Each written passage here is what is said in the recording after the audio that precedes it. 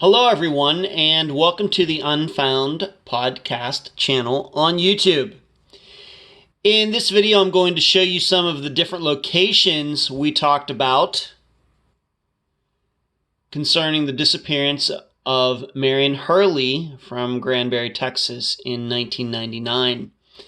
What you see on the screen right now are the three main locations. I'm going to zoom in here in a second, where she lived, where the golf course was, and where they went camping.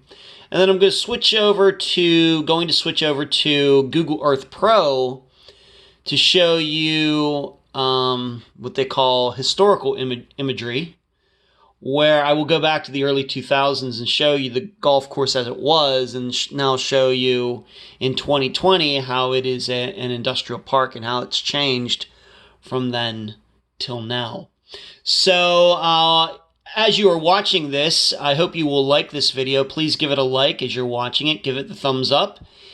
In addition, if you are not yet a subscriber to the channel, I hope you will do so at this time.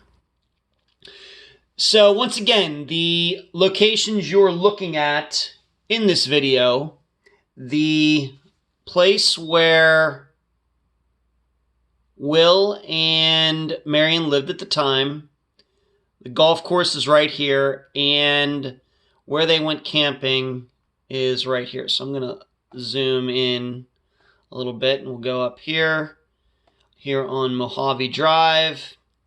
If you'll remember, during my interview with Kelly and Sherry, they talked about how they all used to sit in their backyards along this creek. Well, you can now see that creek right there where it says Texas Yard Greetings. Right here is that creek that Sherry and Kelly mentioned. I'm not sure which house is theirs. It was this one on this side or this one on this side, but that is where the Hurleys lived. So now we'll go down. You'll see that the golf course is really not that far away. Kind of get out, you drive over here, get out of this subdivision, and this is where the golf course was. And you will see it. This is a very new picture of, I'm not sure if it says here or not. Does it say down here? And it doesn't. But this is a relatively new picture. But this is where, this is where the cursor is going around in a circle. This is where that three-par golf course used to be, not far from their house at all. And I'm going to show you how that landscape has changed from 1999 to the present. And then if we continue following this blue line, down, down, down, we get over here, they make a right, and we go way out here. We get to the De Cordova Bend Park.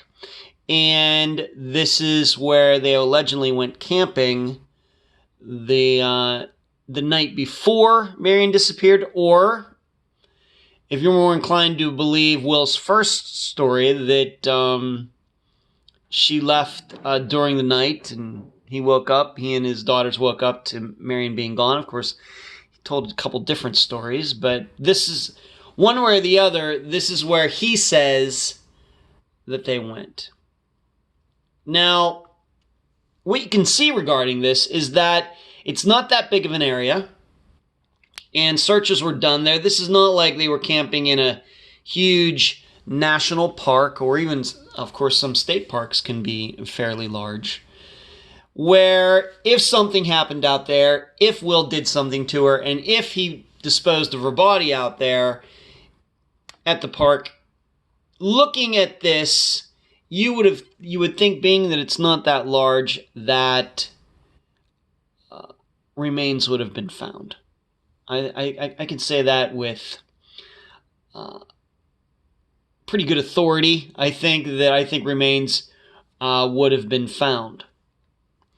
Now you may think, well, maybe if he did something to her, he put her in the river and then she went down the dam. I guess that's possible. I don't know if any searches were done. The Brazos River, I don't know if any searches were ever done off here to the west, or the east, I'm sorry, the east. This is the dam right here, by the way. The water flows this way, a reservoir, and then they let the water out, going down once again to the east. So it's certainly possible, but I don't know how complete the searches were. Just to zoom this out again. And what was the status of the dam, the reservoir, and the river in 1999? Was the reservoir high? Was it low? I'm sure somebody could go back into some historical records and find that, but I'm not even sure if you do that, what that would mean 21 years later. But I'm doing this video. I wanted to show you where they went camping, because I think you hear about people going camping and you think, oh, state park, a lot of wilderness, hundreds of acres, and he could have put her anywhere. Once again, if he had something to do, if Will had something to do with the disappearance. But that's not how this area is at all. But you should also remember something else. We only have Will's word that that's where they went. They could have gone somewhere else. Of course, they're girls, they're daughters. I think the oldest one was 5 or 6. Even if she might understand kind of what's going on in the world and have memories, being that age, I don't think she would know really if they were at D. Cordova Bend Park right down the street, or at some park that's 50 miles away. I don't think that she would know that and realize that at the time, and so her memory would not be accurate regarding that. So I think you have to keep that in mind.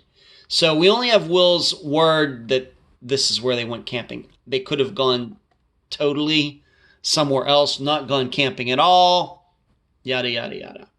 So we only have his word. Just remember that. But I wanted to show that to you because I didn't want you to get the wrong idea in your mind about what this park looked like. That's what it looks like and how big it is.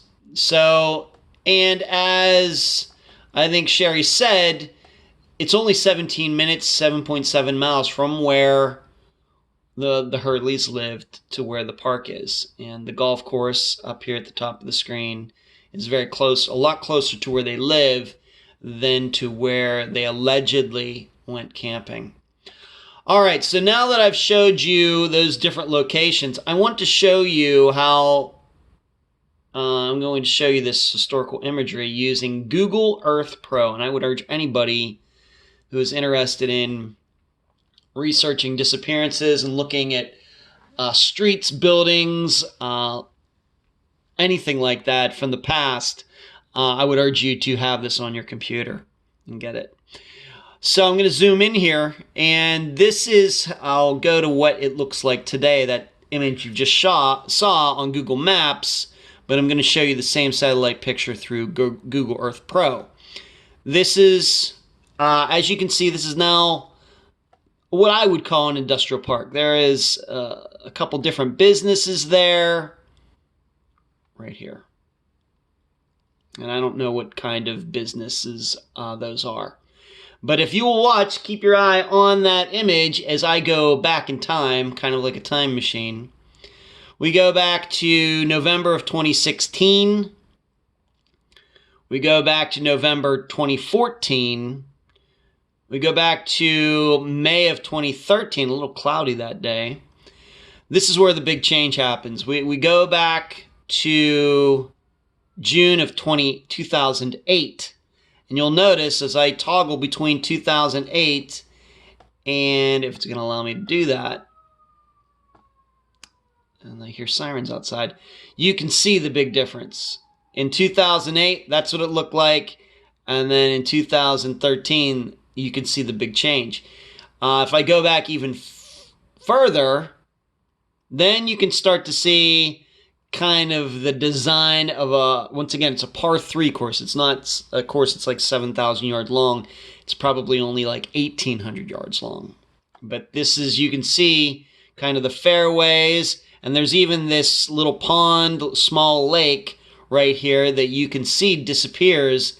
In fact, it seems they built that big building, the big area right on top where that lake used to be. It looks like it's drained in that photo, and I'm not sure what year between 2008 and 2013 when they really added those buildings, put that new business or businesses there. I don't know. I did not look that up. But sometime between 2008 and 2013 is when that happened. So we go back even further to, once again, October 2005.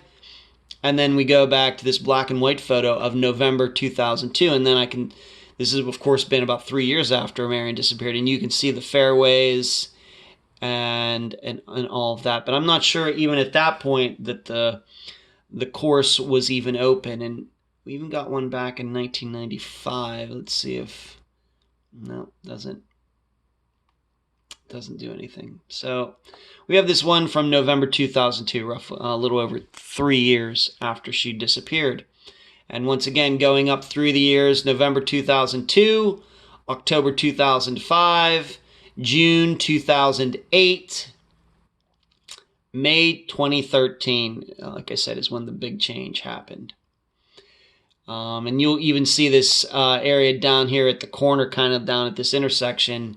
Those buildings came in sometime between 2002 and 2005. You can see how they came in there. And then some more got added before June 2008. Now, the big question, I'm sure many of you are wondering, well, if that's the case, and you heard the story about this dog being buried on the property right around the time that Marian disappeared, where is that tee? It was someplace near the 8th tee that, if you remember, some weeks after Marian disappeared, they brought some dogs out there, tracking dogs, and one of them hit on this 8th tee, and the next day they came back and started digging, and they found a dead dog buried down into the ground, and Will said that he had found the dog out in the street, he felt sorry for it, it was dead, and so he had it put in this hole. Whether he dug the hole first and then found the dog, or found the dog and then decided to dig a hole for it, nobody knows. But the big question is, well, on this picture, where is the 8th tee? And if so, when they would have been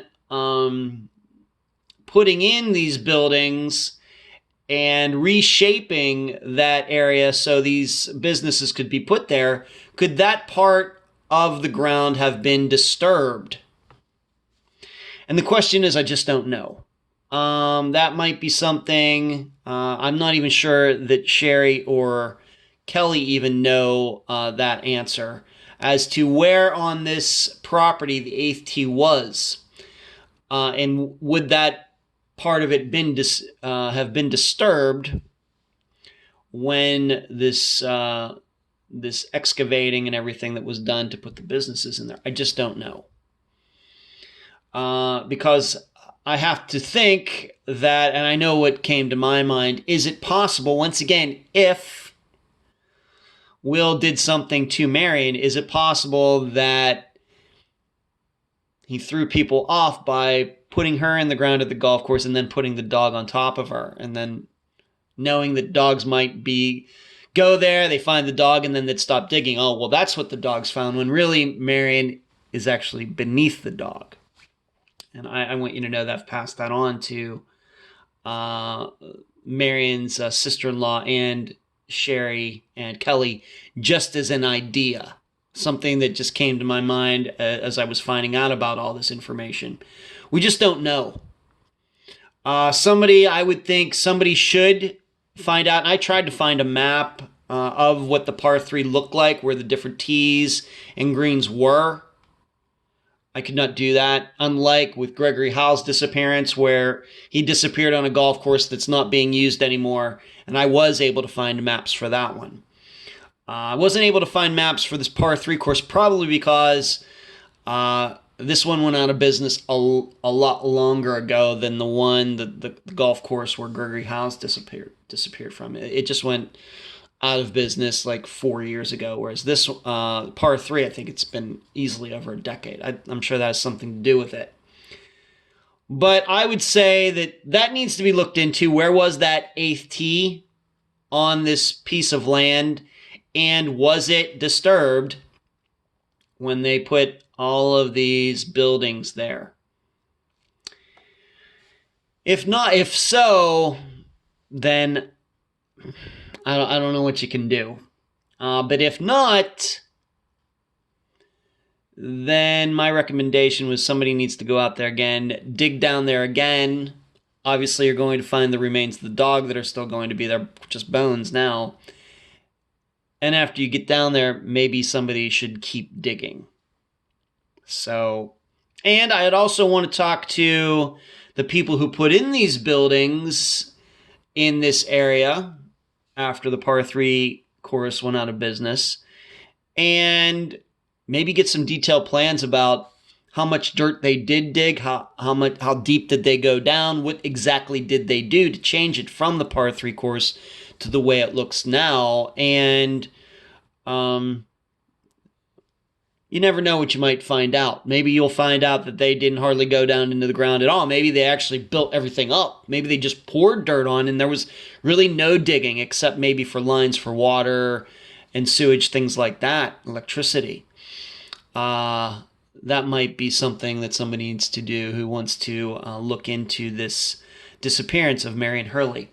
But I thought you might find that interesting to see how it looked back at the time, and then up through kind of going through history and then coming up right to the present of what it looks like now, right there at 5101 Fall Creek Highway in Granbury, Texas. So there you go. Thank you for watching. Once again, please like this video. And if you are not a subscriber to the channel, please, man, I can't talk. Please subscribe now. And I also remind you about Patreon, patreon.com/Unfound Podcast, and the website, theunfoundpodcast.com. Thanks for watching.